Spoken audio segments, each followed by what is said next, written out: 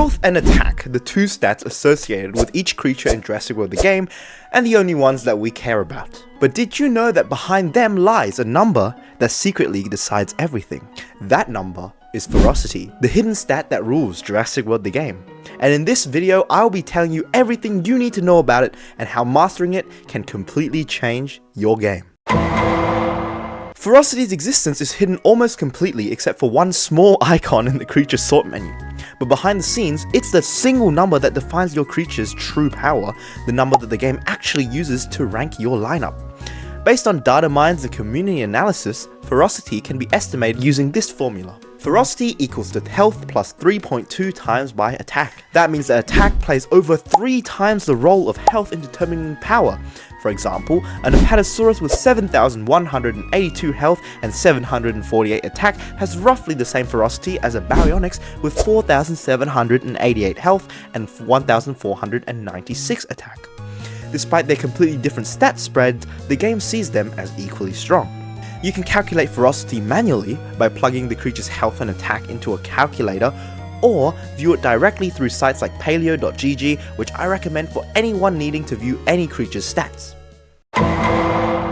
Put simply, Ferocity decides the strength of the opponents that you face. When you enter an event or a battle stage infinite match, the game will look at your average ferocity of your top 3 creatures, and it will multiply this by a difficulty factor to generate your opponents. So it's not truly random, rather the difficulty of your opponents is going to depend on your own creature's strengths. However, only taking the top 3 creatures into consideration is going to create a phenomenon that I like to call the Ferocity trap. Let's say you have a balanced team where your top creatures form a smooth slope in ferocity down to your core, down to your lower order. You will now face consistent, manageable opponents that you can beat using creatures outside of your top 3. Now imagine someone else who dumps all of their resources into 3 really strong creatures, while the rest of your roster is not as good. Their top 3 ferocities will skyrocket, and suddenly every single battle is brutal, making it completely unwinnable without speeding up their top 3. That's the trap. An unbalanced park doesn't just make battles harder, it'll slow your entire progression over the course of weeks, as you're unable to do as many battles as someone who has a balanced and manageable roster. So, how are you supposed to use Ferocity to your advantage? Well, there are 2 main approaches, and which one you use will depend on where you are in the game. The first approach is what I'd like to call a carry-centric roster. This one revolves around a single powerful creature, your carry. You back it up with cheap meat shields and utility creatures like Phlox, and use it to blitz through a few events at a time. Because your top 3 ferocity average will stay relatively low, since you only have one really strong creature, the game won't scale your enemies too harshly, so you'll still have the power to sneak through a battle here and there without your carry. It's a great strategy for early game parks where cooldowns are short and your carry can be reused multiple times per day. This strategy is what I'm currently using in my One Life series, both because I'm really early game right now and because it's easier to keep one really strong creature alive than a full balanced roster. The other approach is the balance-centric roster. Here you maintain a smooth decline in ferocity across your lineup, no huge spikes, no massive jumps. This means that you slowly upgrade from your core outwards, making sure that each new creature is only slightly stronger than the ones below it.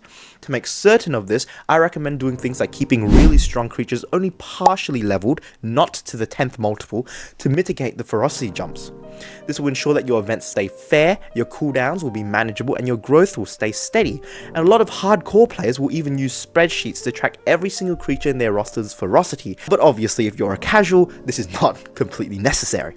The balance-centric roster is what I like to do in Site H, which provides me with a slow, steady, sustainable progress, as well as a great tournament roster for my streams. Neither of these strategies is inherently right or wrong, they just serve different purposes depending on how you play. For example, if you're a player who doesn't really do a lot of events, maybe the carry-centric roster will be good for you even into the late game. So take a look at your park, your goals, and decide which approach will fit your own playstyle best. So now you know all about Ferocity, the hidden stat that quietly controls everything in Jurassic World The Game. Understand it, play around it, and you'll never fall into the Ferocity trap again.